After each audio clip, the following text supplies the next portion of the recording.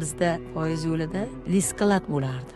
Mana shu yerda men chaloq sotardim. Rabochilarda chaloq qilib kelib sotardim yosh bo'lsam. Bitta dadamiz 7 kishini boqardi oilada. Men Jumayeva Gulmiraman, Kattaqo'rg'on tumanidan. Chiqindi qayta ishlayman faoliyatim. Shunda tuman klasteriman bugungi kunda.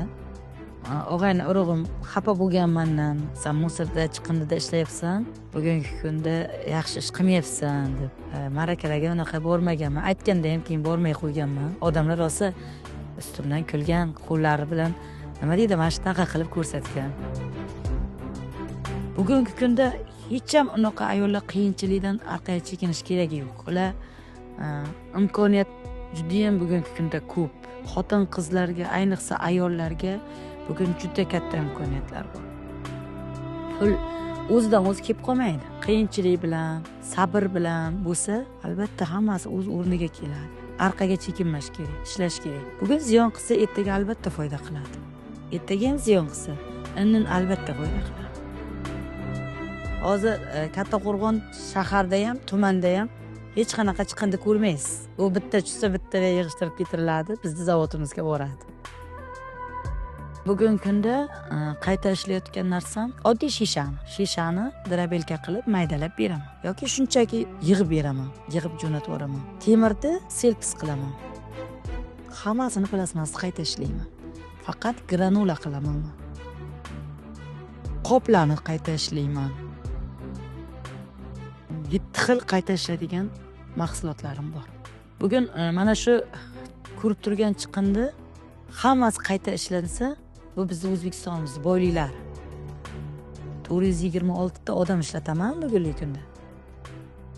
123 tasi mana shuni imkoniyati cheklangan, daftarda turgan ayollarimiz, ishchilarim bilan bitta stolda o'tirib ovqatlanishni yaxshi ko'raman. Obedda o'zimni mana shu rabochilarim bilan birga o'tiraman. Masalan, musrovozimda guruchchilarim bor. Men shular bilan birga o'tiraman. Ularning dardini eshitaman, nima qilayotganligini eshitaman. Bu narsalarni eslashim juda bir og'ir. Unda hattoki ovqatlanishda ham qiynalardi edi. Rossiyada ko'cha supurgan paytlarim ham bo'lgan. Ko'chalarni supurganimda kistamda ozgincha non bilan kichkina yarim litrli bakalashkaga choy olib chiqardik. O'sha yo'lli bir chakkasiga o'tirib ovqatlanardik. Juda qiyinchilik va sog'inch, oila. O'sha chet elda yurayotganlar ham ideya o'g'irlash kerak. O'sha narsani shularni bugun O'zbekistonga ular qila oladi. Faqat o'sha kasbni o'rganish kerak. Nima uchun men bugun Gasir Baydir bo'lib mana shu musirini qilib yuribman-ku, men bugun O'zbekistonga borib shu yutuqni qila olmaykanman.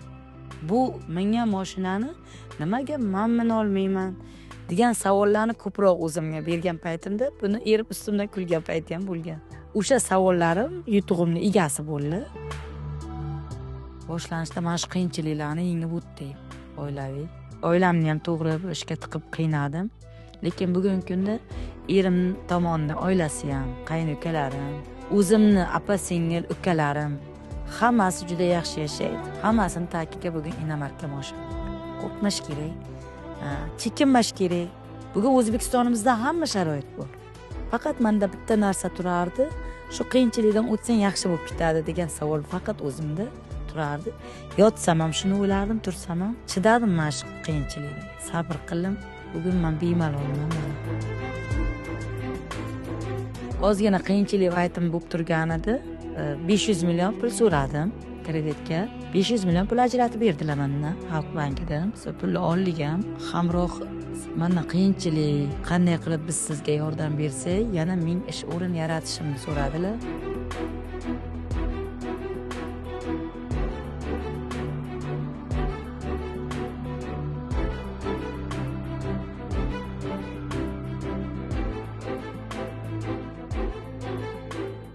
Mana shunchalik hamrohdek bir tashkilotlar so'rab kelishib, menga umuman ruhan kuch beryapti desam ham adashmayman.